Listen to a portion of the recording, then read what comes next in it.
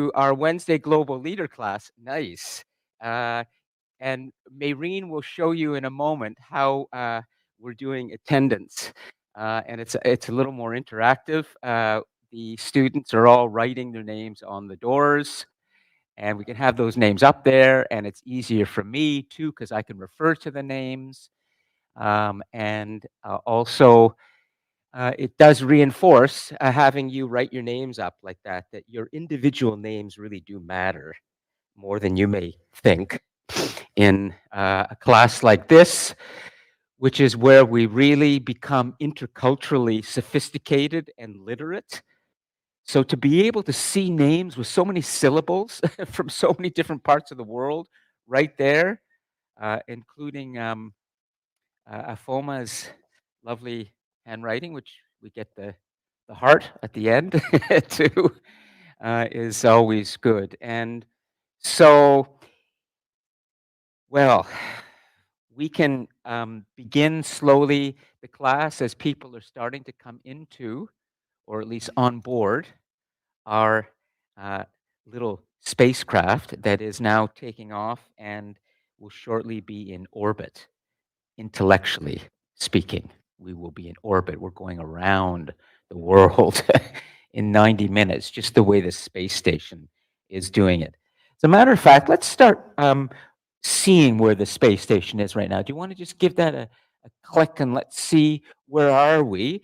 Probably it's going to be dark because it's going over a part of the world right now that I suspect is in nighttime, and we are live over the Coral Sea. And where is that exactly? Well, it's what's that? Australia. Yeah, we're over in the right over the Pacific there. Exactly. You can see the space station, the Coral Sea Islands, and I can tell you a story sometime about my time when I crossed the South Pacific on a ship when I was working many, many years ago as a journalist.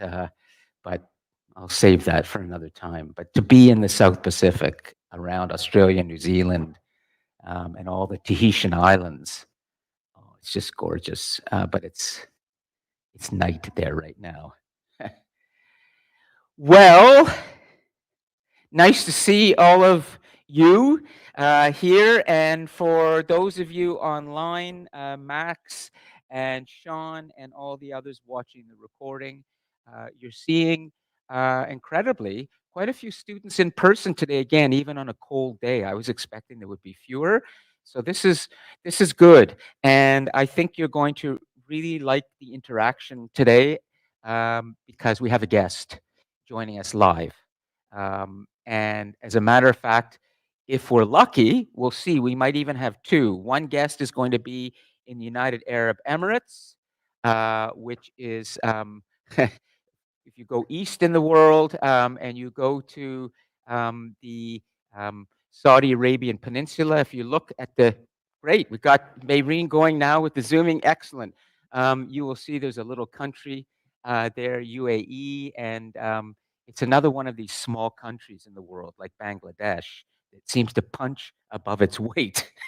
Tiny country, but you have people there who are really achieving a lot in the world and having an impact in the world. And so the person you're going to meet from the UAE today, Shama, and possibly her friend in New York, have both worked inside as youth representatives for the United Nations.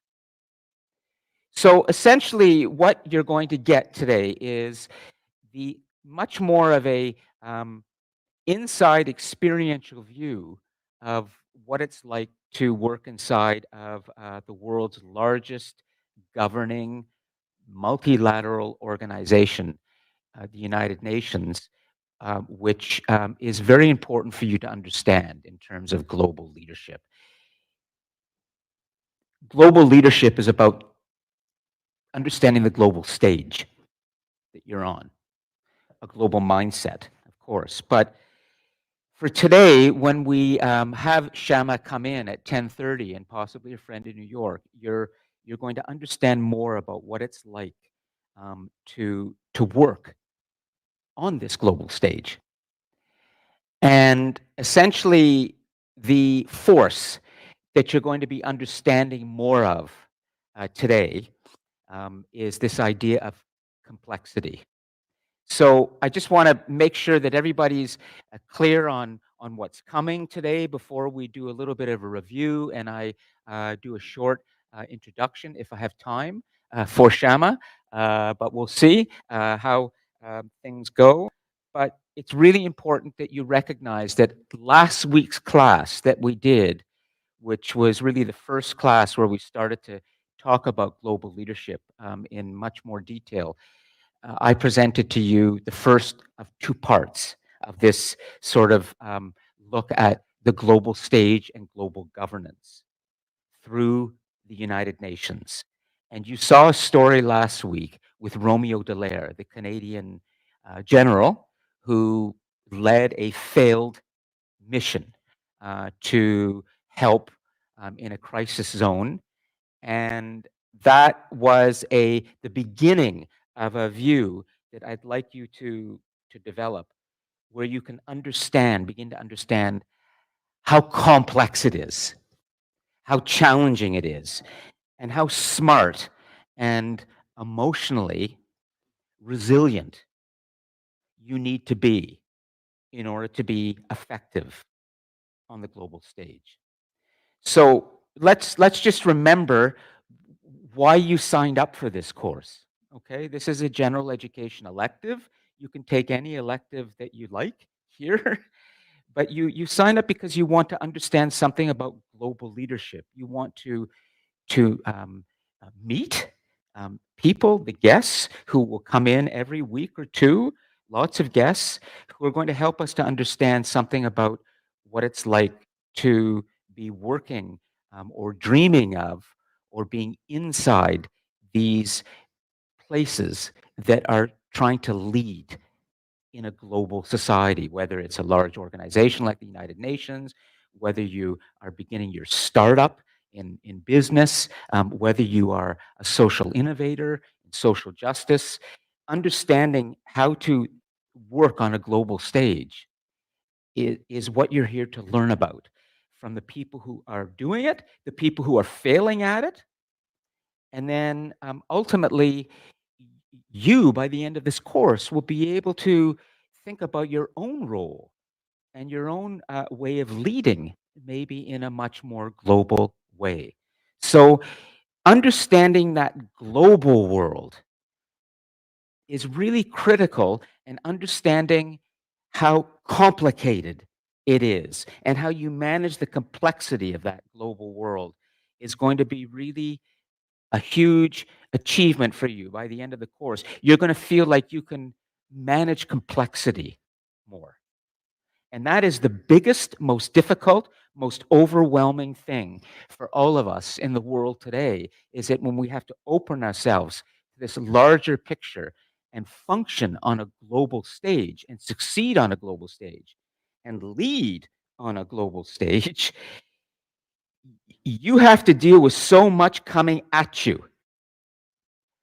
And you need to learn how to deal with that complexity. So that word complexity is going to be, looked at from so many different perspectives. But I'm going to stop for a moment and just make sure that everybody's clear on what we're doing today. And also, you may have some questions before we just check in with the attendance over there. And also, perhaps what I'll do is I'll move the review and the feedback to a little bit later so that I can get our guest set up, because she'll be joining in about 5 or 10 minutes from Abu Dhabi in the UAE, United Arab Emirates. Come on in.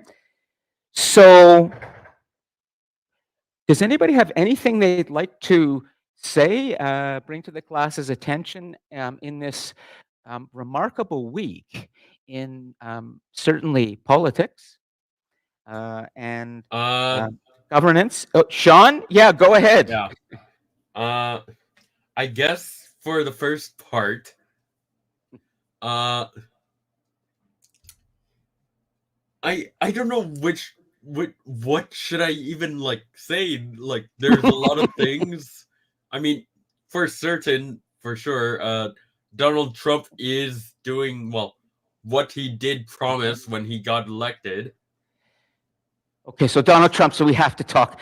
Go on, we'll talk. We'll Of have to course, mention him. It's yeah, okay, a it's lot of okay. us are gonna talk about Yeah, Donald Trump. that's The fine. Gaza But ceasefire happened. Sorry, excuse me one second. you're probably going to want to say something.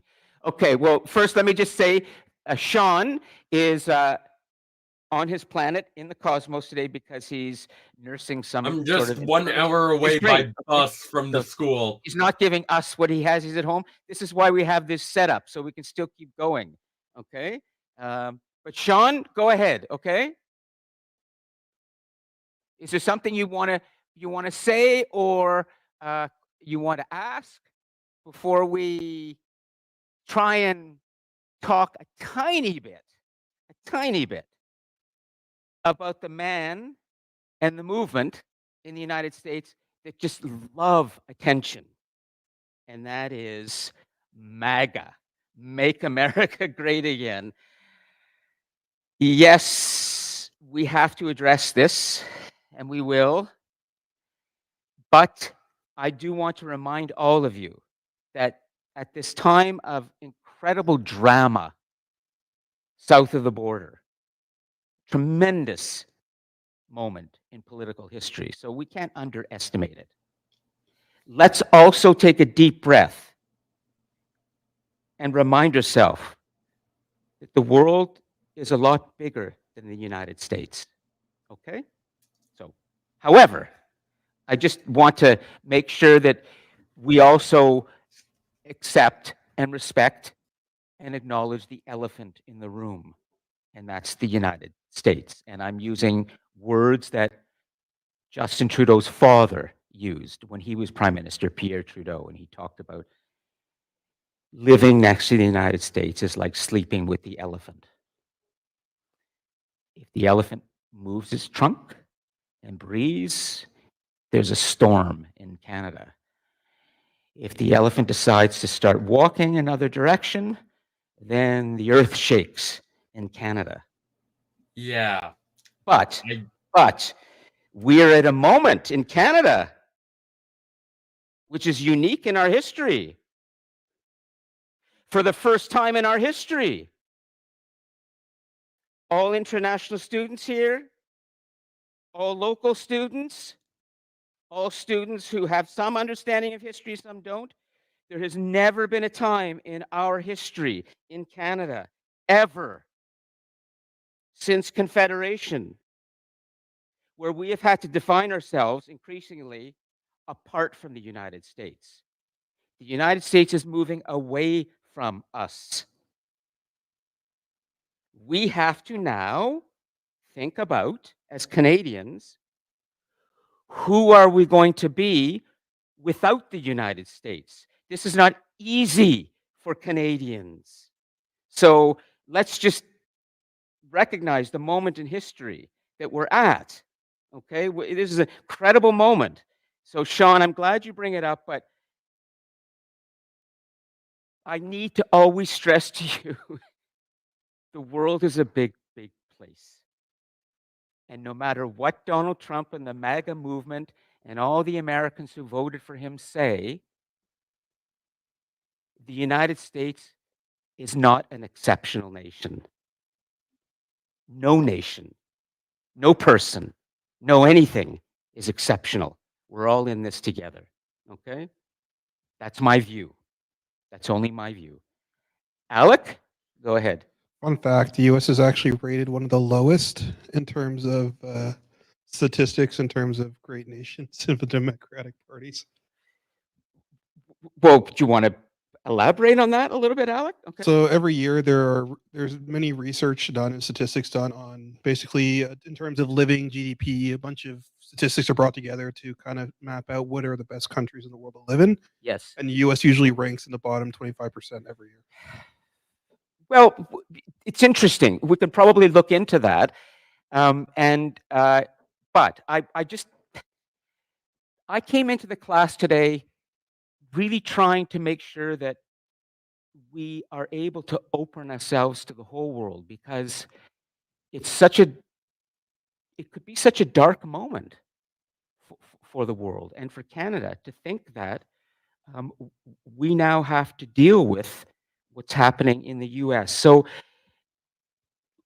let's say for now, we're going to put Donald Trump, the inauguration of a person who has seized power criminally, who has been charged criminally, who has been investigated, and was able to create a Supreme Court that ensures he will not face prosecution for an election that was never stolen from him, ever.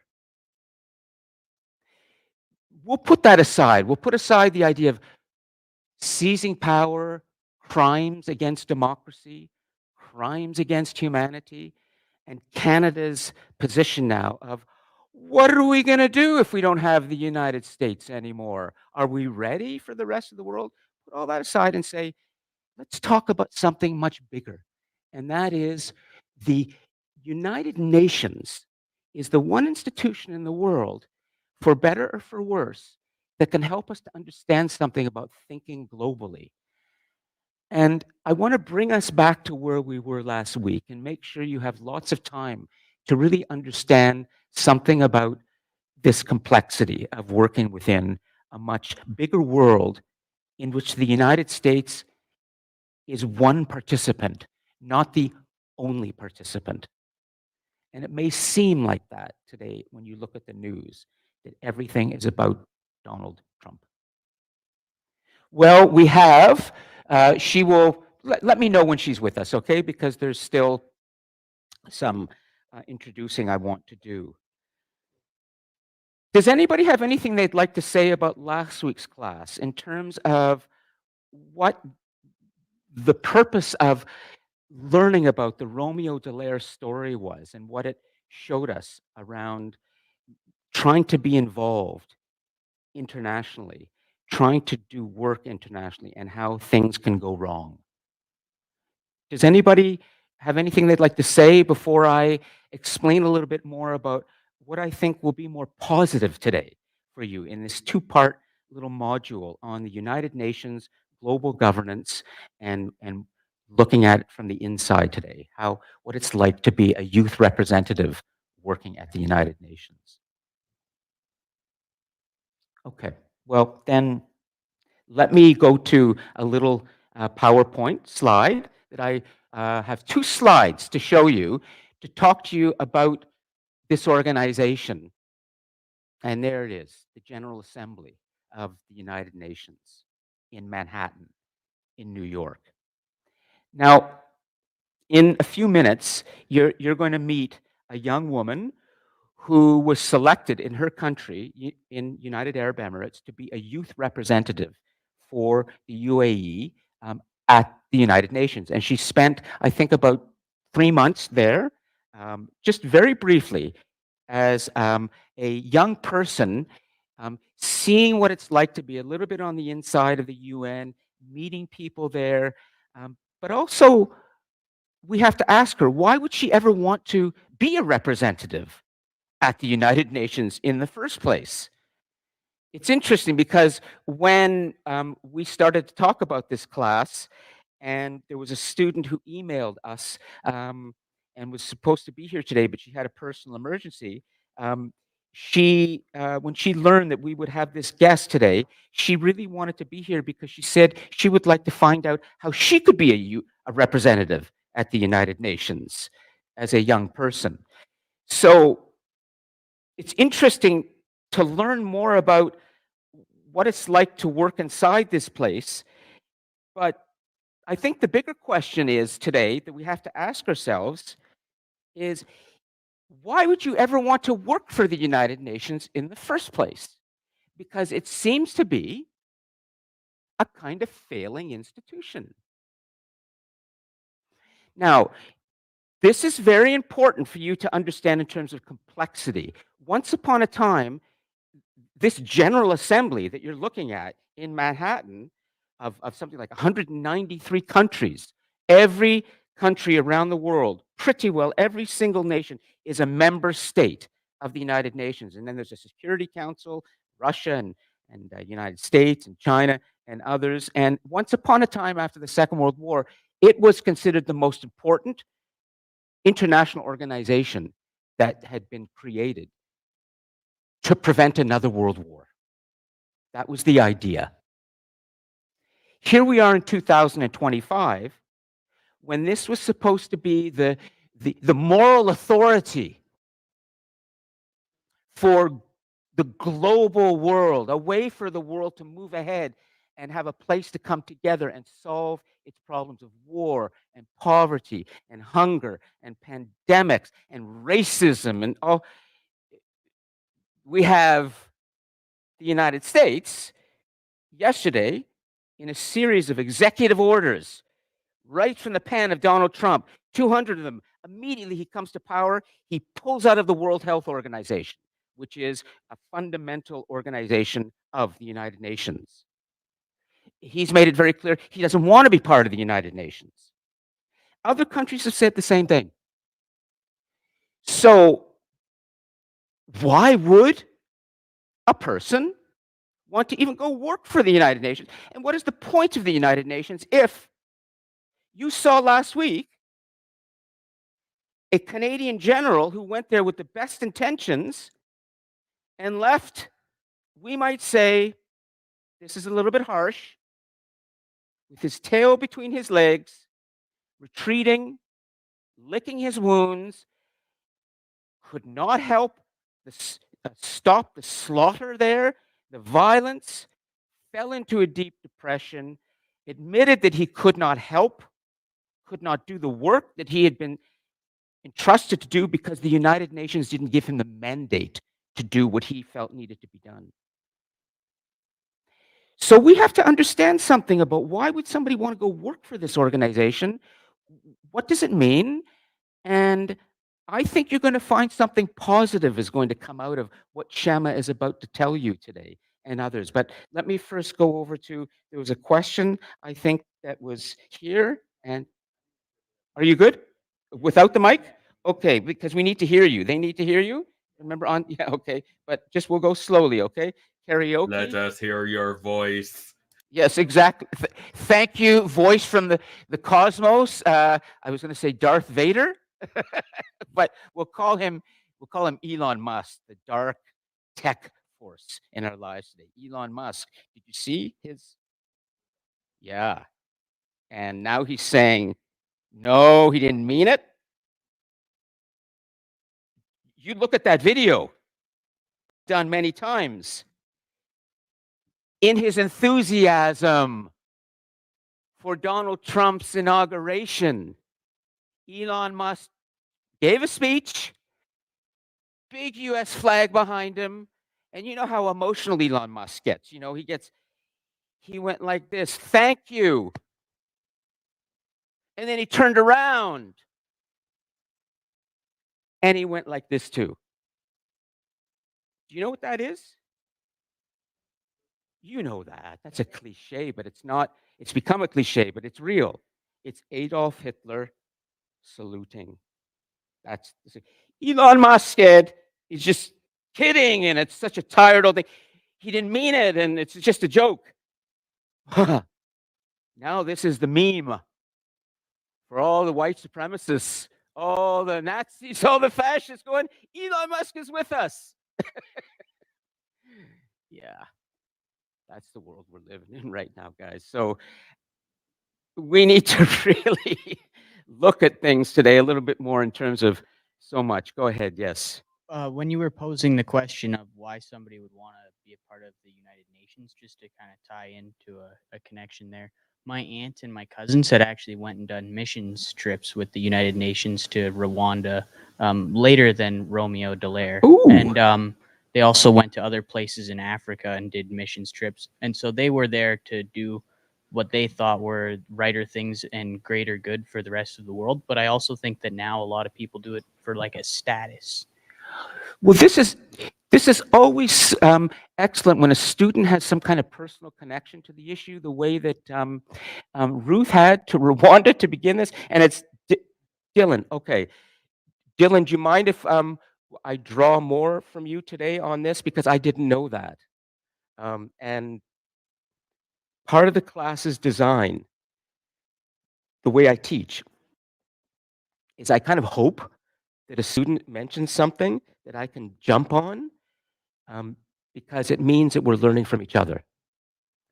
And it's spontaneous and it's fresh. So now we know we have personal connection to these missions. Maureen, can you go to the next? Great. There's first. Let's take a look at this for a second, just to understand this for a moment, because we're going down a little bit of a tangent here, but we're waiting for Shama. She's going to join. Okay, it's not a problem. We'll come back. Hold on a second, Alec. We're going to come for a moment. I was planning not to really talk about this, and I don't want to talk too much, but we need to just at least understand the meaning of this. I just want to be very clear, okay? It doesn't matter why he did this. It doesn't matter what he says. Elon Musk now says on X to all his followers and the world. It doesn't matter that he gave $277 million to elect Donald Trump. It doesn't matter that he's changed his view. Once upon a time, he called Donald Trump America's Hitler, along with J.D. Vance, the vice president. They all change. Wealth has a way of changing you. Here we are in 2025, and we are talking about the world's richest man giving a Nazi salute. It doesn't matter if he didn't mean it. It doesn't matter if he was just, we're talking about it. And there's a picture of it.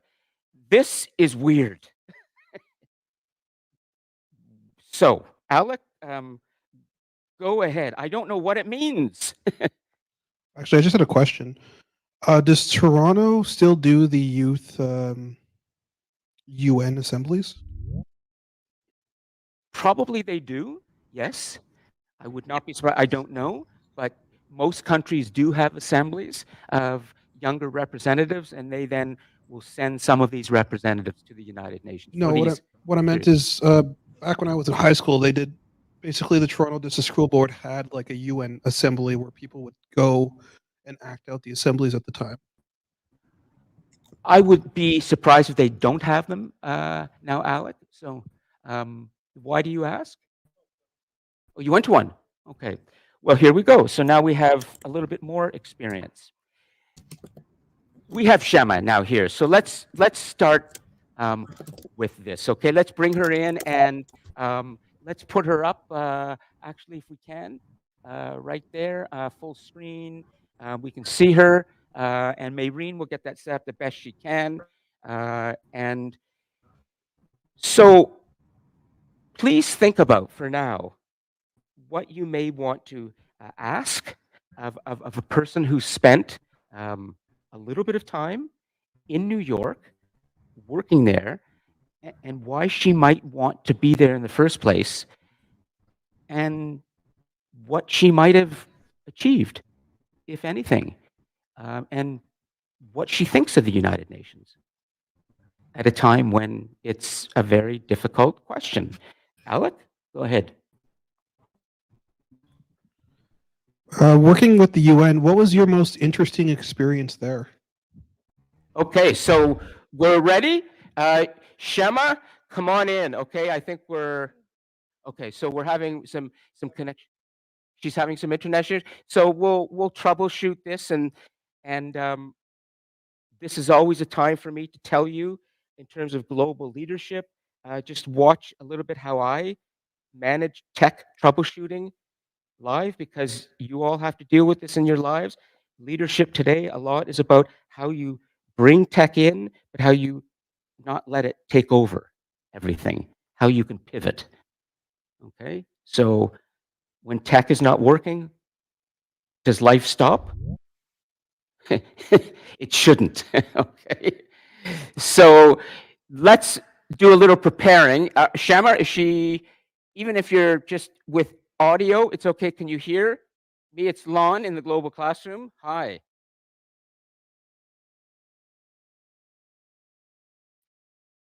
Let's see. Planet Shama is, we're working on it. Okay. So why don't we do this while we're getting ready for her? What are some questions? Questions for Shama, and we'll do this together, okay? I wasn't planning to do this today, but this is B plan now because this is not working. Do I look stressed or panicked because the tech is, am I going crazy because my social media is not connected? My laptop's not, oh, here we are, we're back. Okay. So I just come back. Dealing with tech. Shama, how are you? It could be, yeah, okay, well, at least we see a face, okay? And if it's really a problem, if it's really, really a problem, we can't do it there, she can always call you on WhatsApp and we can do it on the phone, okay? We'll find a way to get connected, all right? But we're getting there, okay? We're struggling to bring in our guest from Abu Dhabi. Can you hear me? Yes. Can you see us together, Shema? Okay. You work on that with her. I'm going to do the questions, okay? So please tell me, what are some questions for Shema that we could be doing? So questions for Shema. And Alec had the first, I think, which was, okay, so most interesting experience. And here we go again. Afoma, who is much better at this than I am, would you get over to the board, please, and keep going? And by the way, you get 3 out of 3 just for doing this, okay? Because I noticed you were putting that. So we're pivoting. You know, the boat is on a little bit of rough water right now. We're getting thrown around, but we'll get things stable. All right. So, Afoma, could you write down what Alec, and what was it again, Alec? What's the most important? What was the most interesting experience working at the UN? Okay. What was the most interesting experience working at the UN? And yes. So we're going to be prepared when she lands in the class. Go ahead. This kind of goes with Alex's question. It's kind of related. What was the most pivoting moment that made you realize that, yeah, this is like, I'm glad that I'm here. I'm glad about this position, and I made the right choice. Good question. Yeah. Excellent. Oh, and another thing. This is just like maybe like a short question. Maybe her educational or her background that made her want to do this position and do what she's doing right now. Nice. Good. Let's keep things going, and also, if we even have time, I might be able to do a little bit of review and feedback while we're waiting. Okay, Amir, go ahead. Yep, I think so. Yeah. Okay, so my question to her is, what is the field of study you specialized in to reach this position, and why you do that? Yeah. Do I have a sense when you ask a question like that, you're sort of interested in the position too, a little bit? Like being there, would you want to do what she did? Go ahead. Yeah, go ahead, and then Amir too. I asked her background. It's like what background does she have? I feel like it's more of a question to like understand her and why might she want to have done this, and like maybe because I'm interested, but not too much interested in the position.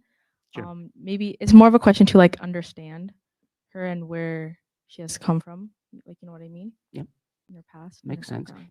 Amir, you want to say something? Then we'll come to Tanisha is here with us today. Okay, so the thing that I want to say, like, for me, I'm not interested to in work in this field. There's like one main reason is I don't want to work with old people who have the mentality of, like uh, that thing that we know better than you. You are a new generation. You don't know. But when you work like with people like you, respectfully, like you are educated. You are not a man who's only decided like things as he want. No, you will listen, communicate. You put like your student or us like the college student, like first priority. Is it like that? Keep going. Like as your first thing, and to understand us and to give us the information, not like the like how like yourself or like that's the thing that I'm saying. Okay. Thank you. Always, I love the fact that you are exploring this, and it's a language. It's not your first language, and you always have some kind of insight that you're taking us to that I know is meaningful, and so never be afraid to keep doing what you're doing. We will be patient and wait. Okay, it's very helpful. As a matter of fact, I was going to refer to your question in the discussion post as well in the review. Let's just check in with Maureen and see, are we okay? Okay, so if not, I've done this before. I had a class with the guests on WhatsApp, and I was holding the phone up for everybody. And as long as you can hear the guest, and that's fine, and I can hold that to the speaker over there so everybody can hear online. But I think Tanisha, did you want to say something? Then we'll come to Alec. And remember, let's just come back to what's important. This is the second part of a two-part module that we're doing on the United Nations, on this global leader in global governance. In order for you to understand global leadership, you need to understand the global stage that you're on. You need to understand the role of the United Nations, for better or for worse, in the world. And the United Nations, it is said today, is in a bit of a crisis. So we need to understand more what that means about where we're going together globally. If our biggest global multilateral organization is no longer so effective, and we have countries that are withdrawing from it, what does that mean about this complex global world? Are we starting to pull apart? Are we heading towards more conflict and war?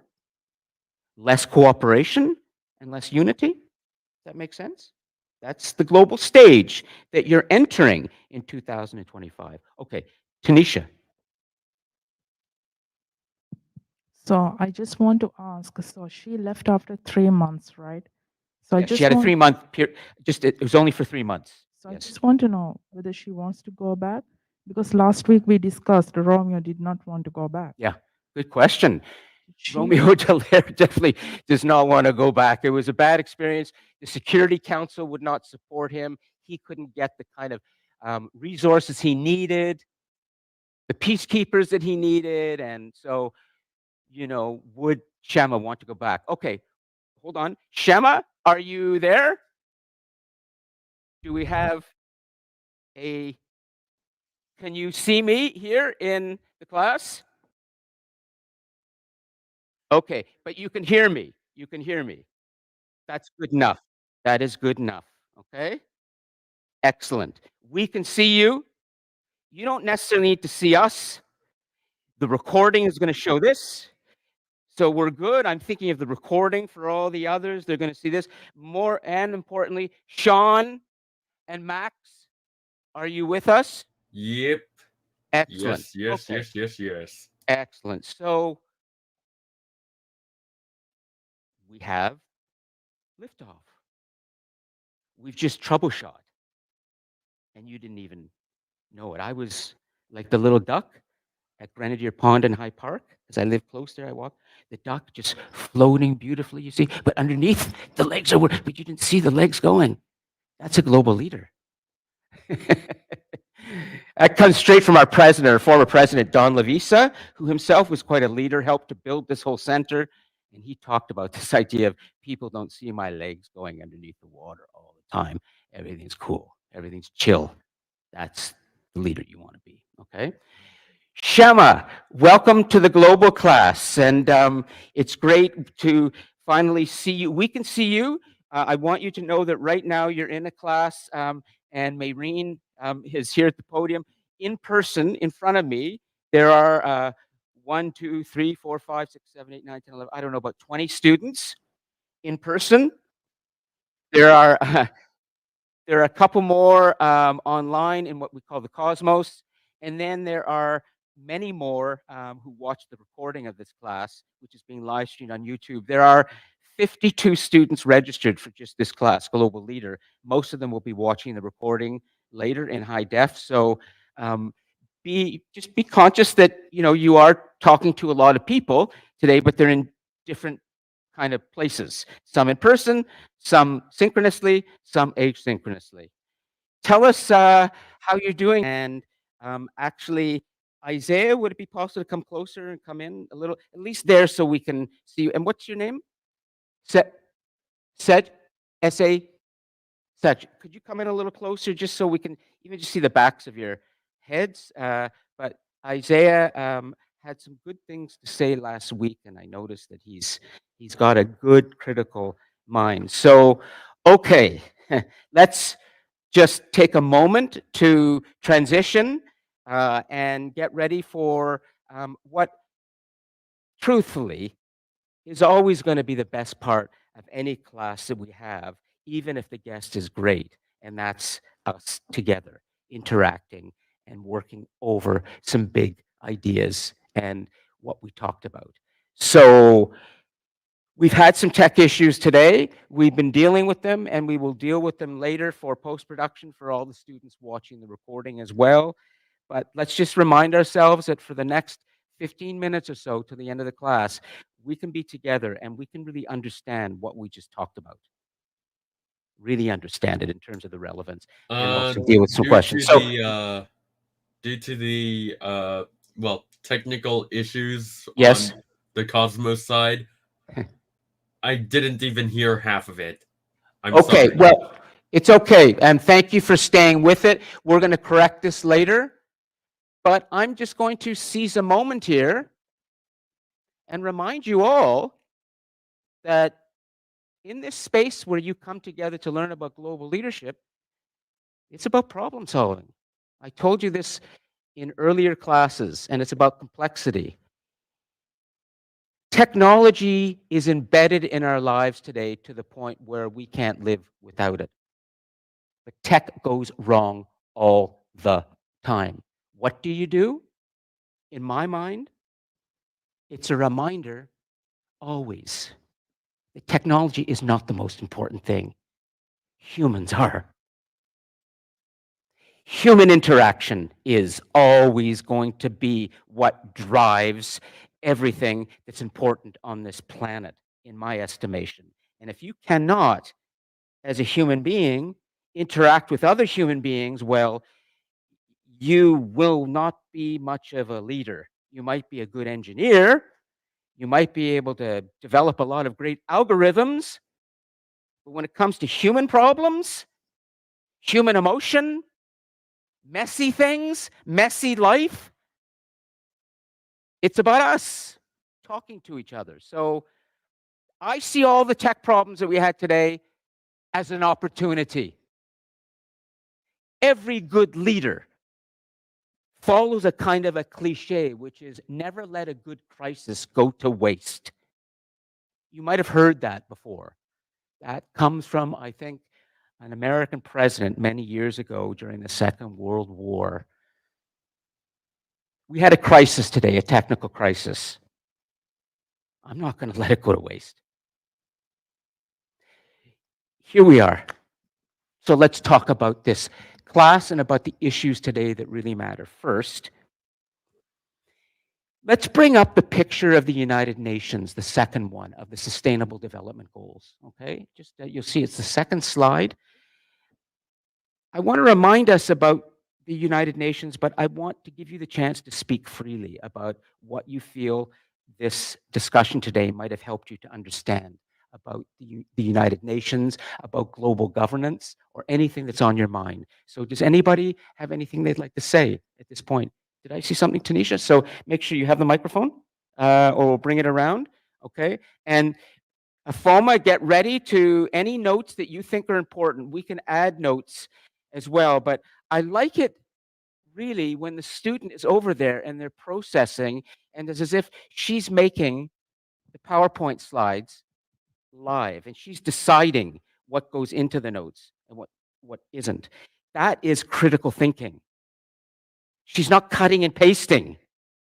She's standing and thinking, and then she's writing. She's not writing on a keyboard. She's not, expecting the machine. She's using her hand. This is human power, thinking through problems and figuring it out in her words, nobody else's words. No stealing from no chat GPT going on here, okay? This is a FOMA's brain at work, just like it's Dylan's brain, like it's Ruth's brain, like it's Isaiah's brain. A global leader thinks for himself or herself. Great. Okay, so Tanisha, go ahead. So you said that a leader should not have the mindset that I can change everything. But isn't it having that mindset which drives the leaders to change countries, cultures, traditions, economical growth? Isn't it that mindset which drives us humans to discover new things? Like, I do get what you said, like having a superficial mind, but should we not have that mindset to drive as humans to discover new things? Like you see all the great leaders. Well, you're putting your finger on something. Could you? And then we'll come to it's called strategy and it's called tactics. You need a strategic vision, but then you have to figure out how am I going to get there. But we'll talk about that in a moment, okay? But any leader, any general, for example, in war, or any CEO will tell you you have a vision, big vision, but then the question is how do you get there? It's going to take time. That's tactics.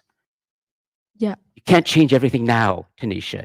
You have to have the perseverance to stay in for a long time to reach the big change that you want. Yeah. Okay, let's come back. To like add on to what you were saying, I think it's very important to like have a goal. Like having a big vision is very important, and that's what drives one. And I totally agree with that. But when it comes to actually implementing and achieving those goals, you can't just like attack the goal and like going at it like immediately. Like there's a systematic way of doing it, like step by step. There's a big goal and then you divide it into smaller goals and you That's tactics. tactics. Yeah. Those are tactics. You have like- the war you want to win. That's the strategy. Then you have all your little battles. Tactical victories, tactical successes, tactical failures, but you're moving then- towards that big Yeah. vision, okay? So You have a I big have a- goal and then go and ahead, then Tanisha. Yeah. multiple smaller goals that help you reach that Yeah. big goal. That's I go have a ahead. real life example. What's that? I have a real life example Go ahead. We love real Oh. life examples. how a change having the how do you say by having a mindset that change I want to change, having that mindset have changed a whole country. So I come from Sri Lanka where we were going bankrupt and we had the regime going for like 70 something years, and people had we are not going to change the country, we're just going to change the party. Guess what happened? We went bankrupt. Same problems, new people. Yep. It's new people, same problem. And then all of a sudden, one person in social media had this idea.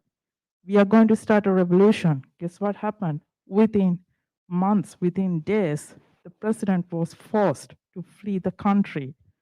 And then came a new president, who was not elected by the people.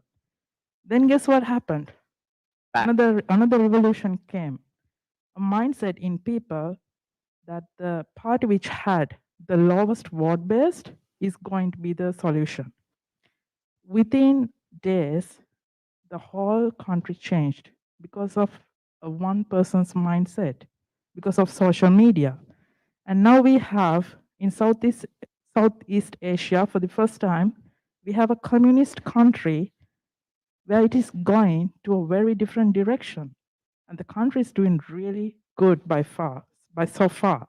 So far, it's Yeah. okay. So let's make sure we understand this excellent real life example. Here we go again. Rwanda, it started with. Now we got Sri Lanka. We got Dylan, who could speak about his relatives who seem to have had a positive experience with the UN. And there's another example of positive UN right on the big board right now, the Sustainable Development Goals. Nobody else does this in the world like the UN in terms of sustainability. So we have lots we can connect with. This is excellent. I just want to understand to make sure, are we dealing with an example here where you believe that Sri Lanka is now on a better path? Yeah, so we had communist leadership earlier where we started with the economy that you are going to produce more and have less imports coming. So when we had the other parties which were going for like 70 something years, we kind of moved from that and the country was not doing well economically. Okay. But the new Communist Party, and they are starting all the factories again which were closed by the previous governments, and we are starting sugar factories, paper factories, cement factories, vehicle factories, everything, which is really new. And the government itself is cutting down all the expenses, even like we see in so many countries when a president or a ministry is going in the road, everything is closed down. So you're saying there's been positive change. Yeah, Okay, let me just stop because I want to make sure from the standpoint of what we can learn as global leaders from the real life example that Tanisha is giving us that you've lived through or your family has lived through. Sounds like you have personal connection there. So my origin is from Sri Lanka. I lived in England, so I moved here. But most of my family is still in there, and I'm very interested in their. Exactly. Great. This is the global world. So much. This is excellent. So, could somebody summarize for AFOMA, and maybe we'll ask Isaiah.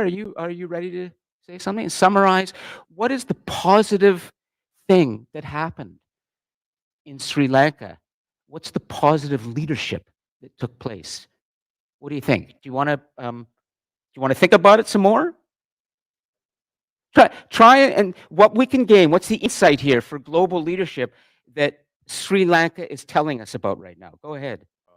I think it's important that all people feel represented by their government and that can like go into spaces and have their voices heard. I also think it's important to nationalize industry and encourage innovation amongst like regional populations so people don't feel like they're being exploited by just participating in one industry, whether that's like recycling or like stuff along those lines. I think everybody deserves an opportunity to like learn about something that they're interested in and potentially like change their lives through like the work that they do and find meaningful work.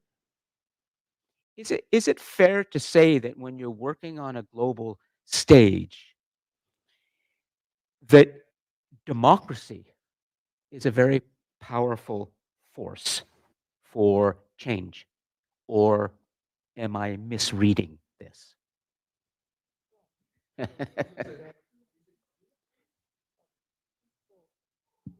We live next to the largest democratic country in the world, India. India.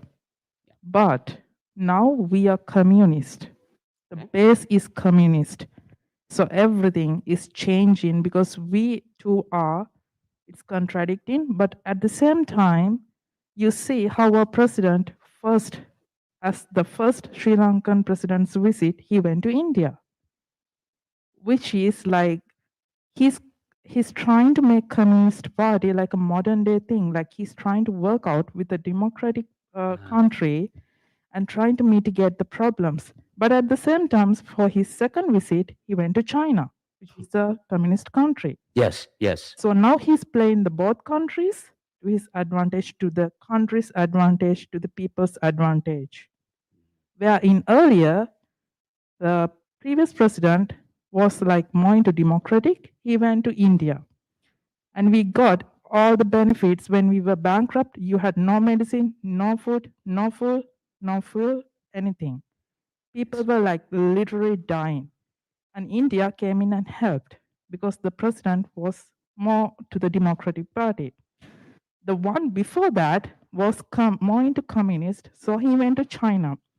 What happened was most of the country's major airports, ports, and everything was bind to agreements and contracts with China. Yes. So the country was literally drained of natural resources and properties. Everything was bound to China. So it's become more independent. yes, Okay, now it's become more the independent. country is finding its path because they toppled years, generations of tradition. Like it just happened within few days, few months. It's really amazing how a mindset like that, a one person mindset to change everything. I'm going to change the country. That thing But changed this the is whole this is country. very interesting. There's a lot we can unpack, but from the standpoint of a global leader class, I just want to make sure this is clear. Your point is that one person can make a lot of change. Okay, that's that. Let's put that as a question. Okay, for now, and then we'll let that. Can one person, one leader, really have such great impact? Question mark. Okay, question mark. We could explore this and probably we would learn that this one person actually has a lot of support. There's much more. It's like a tree. We're seeing the tree. There's a lot of roots that are supporting that one new leader, and we need to understand what those supports are. That's more complicated. That's why I want to say it as a question for now. Okay, let's just leave it for a moment. We'll come back. Kinza, yeah, go I ahead. just wanted to add on. It kind of goes along with what you just said. Yes. I believe that like one person can propose like an idea and initiate the change. Yes. Propose an idea, and in which that idea voices a group of people's opinions, which get and then it started with like a movement, but to actually, and you said over months, like it starts with a big movement, and then to actually implement it, there's steps. It was not like that. You should, I suggest all of you watch the struggle happen. Within overnight, the presidential house was overtaken. Okay, well, this is excellent because this comes up every so often. We talk about overnight success in anything, sudden things. I am going to put for all of you to think about for now as we move towards the end, but what we'll take up the questions is there is no such thing as an overnight success. Or I feel like it we starts just with a change. Like we it just starts with it starts with like something a big movement. in the society that's there, and that the overnight part is the culmination of changes or forces that have been there, and now the moment came. Somebody might have seized that moment, but nobody is an island. No leader works on his own or her own. It's always connected somehow to everything else that is going on. There's always So- support. There's always roots there. This is where I would ask you, what is it in the Sri Lankan society So the thing which that allowed drove, this to happen so quickly? That's the question. so the thing which was driving the people was hunger. So nothing is like impossible, like everything is possible. Anything can, like even I disagree with you when you said there's nothing like overnight change. There can be. Nothing is like impossible. In life, everything is possible.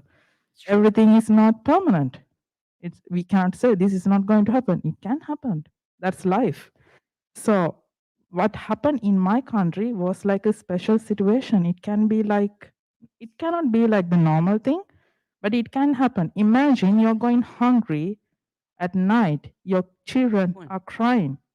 Are you going to wait for someone? Are you going to wait until someone else is starting the change? No, you are going for that. That's what happened. There was a swarm. But Tanisha, here's the question. Here we go now. Why was there the hunger in the first place? This is where we get into the deeper roots, but I have to stop because I see hands. This is good. I want to thank you for bringing this up. Let's continue this.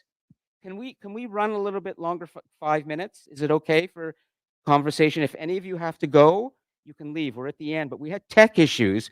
We're managing. Now we are now having an excellent discussion with a student's real life example. And I think there's a lot of potential learning here. So leave if you have to, but we're gonna finish this as best we can.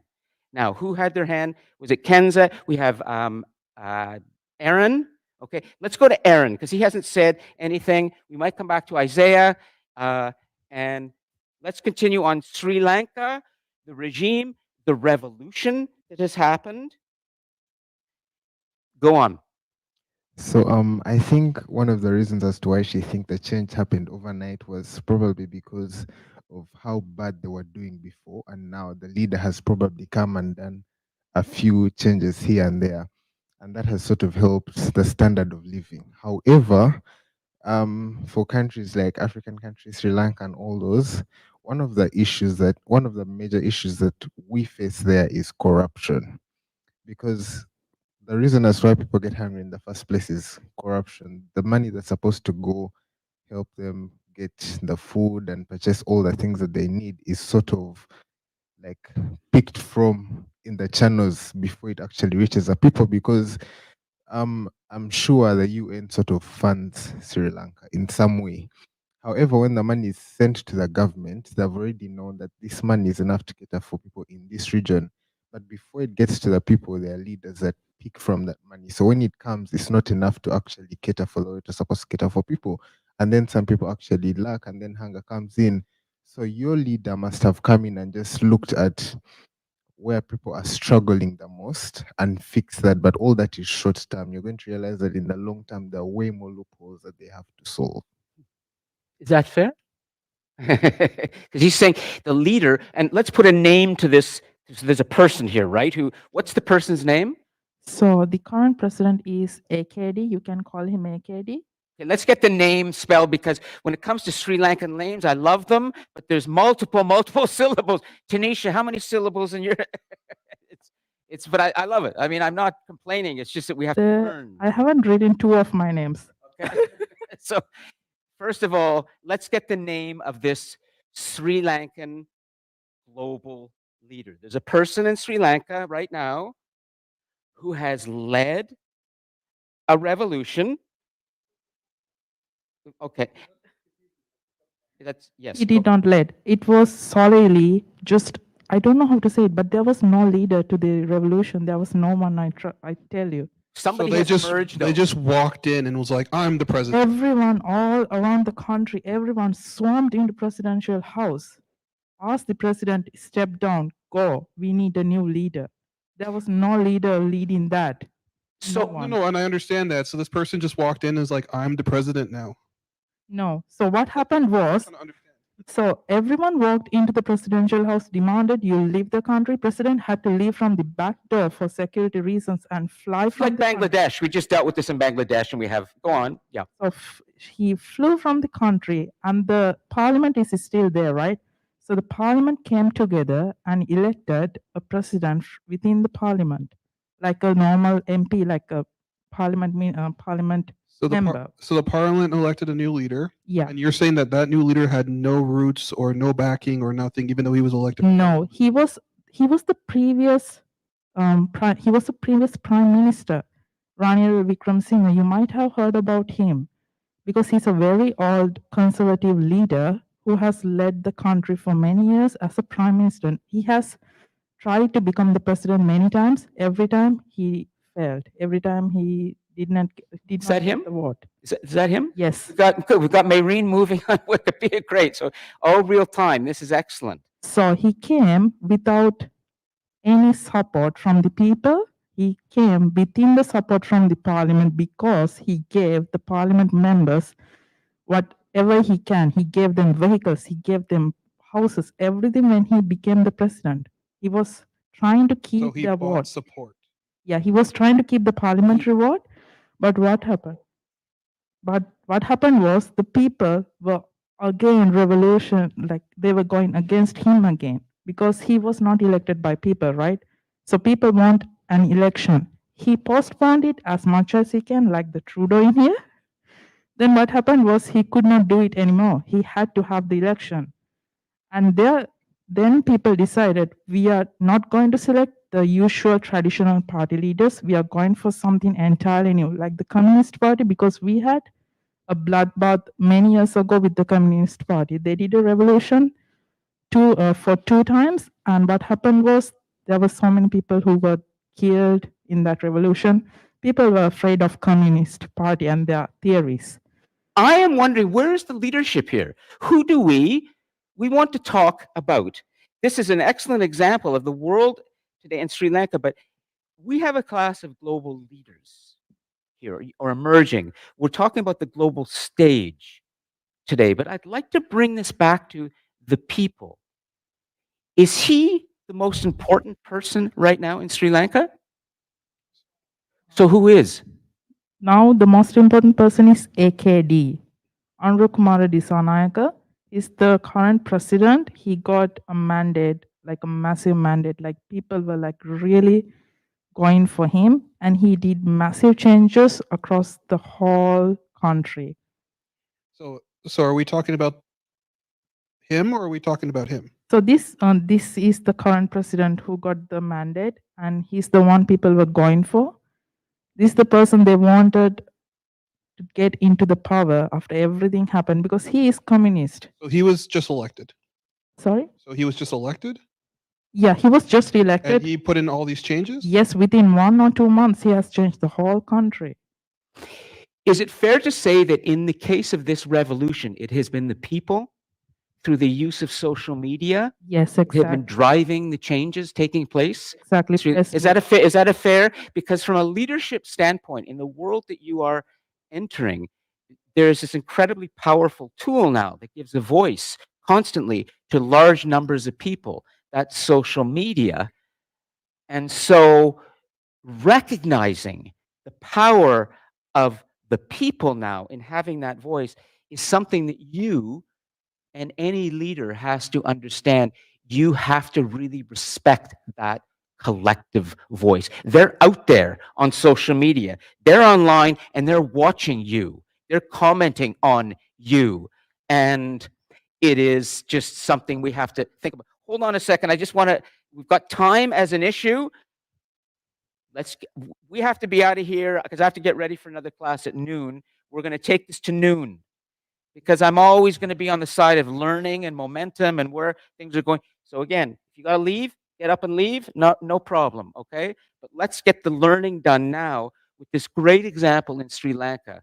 And Aaron, just a second, there's Alec. Is there anything anybody else would like to say about what exactly can we learn from the great example that Tanisha has brought to us of unfolding change in Sri Lanka right now from a global leadership standpoint? Very important.